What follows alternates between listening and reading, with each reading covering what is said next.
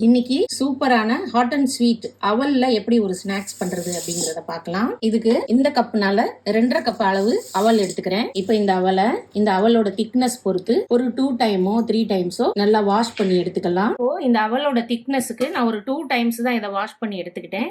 இந்த மாதிரி ஒரு ஃபில்டர் பாத்திரத்துல அந்த அவலை போட்டு நீங்க தண்ணி வடிய விட்டுடுங்க. அது அந்த ஈரத்திலேயே அவல் நல்லா ஊறிடும். இப்போ இந்த அவல் பண்றதுக்கு இந்த மாதிரி அகலமான ஒரு பாத்திரம் எடுத்துக்கிறங்க.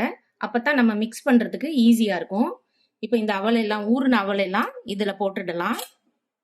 அடுப்புல தட்டி வச்சு எண்ணெய் ஊத்திக்கலாம். இப்ப எண்ணெய் காஞ்சிடுச்சு. 1/2 ஸ்பூன் கடுகு போட்டுடலாம், 1/2 ஸ்பூன் உளுந்து போட்டுடலாம், கொஞ்சம் சீரகம் போட்டுக்கலாம், கொஞ்சமா பெருங்காயம் போட்டுக்கலாம், கருவேப்பிலை போட்டுடலாம்.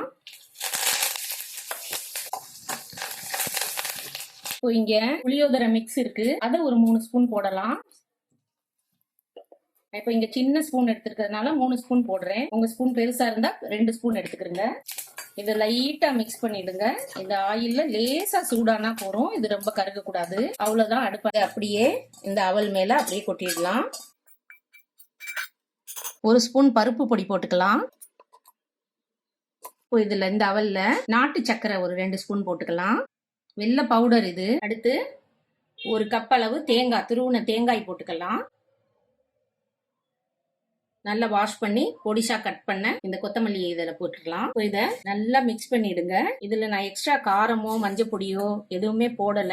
ஏன்னா பருப்பு பொடியிலையும் மஞ்சள் பொடி இருக்கும், புளியோதரை பொடியிலையும் நமக்கு காரம் இருக்கும் அதுல. அதனால எக்ஸ்ட்ரா காரமோ இதுவோ எதுவுமே போட வேண்டாம். இது 2 போட்டாலே போறோம். உப்பு அளவு பார்த்துட்டு தேவைப்பட்டா சுவைக்காக கொஞ்சம் சால்ட் மட்டும் சேர்த்துக்கிறங்க. இப்ப நல்லா மிக்ஸ் பண்ணியாச்சு. இந்த புளியோதரை மிக்ஸ்லயே எனக்கு சால்ட் இருக்கிறதுனால நான் இதுல எக்ஸ்ட்ரா சால்ட் கூட போடல. இப்ப பாருங்க, நல்லா கலர்ஃபுல்லா ஒரு டேஸ்டியான அவல் கிடைச்சிருச்சு. இதுல வெங்காயம் பூண்டு எதுவுமே தேவையில்லை. இது நல்ல பிரேக்ஃபாஸ்டுக்கு, ஈவினிங் நல்ல டிஃபனுக்கு நீங்க சாப்பிடலாம். நல்ல ஹெல்த்தியும் கூட. இப்போ நமக்கு டேஸ்டியான சூப்பரான ஒரு அவல் ரெடி ஆயிடுச்சு.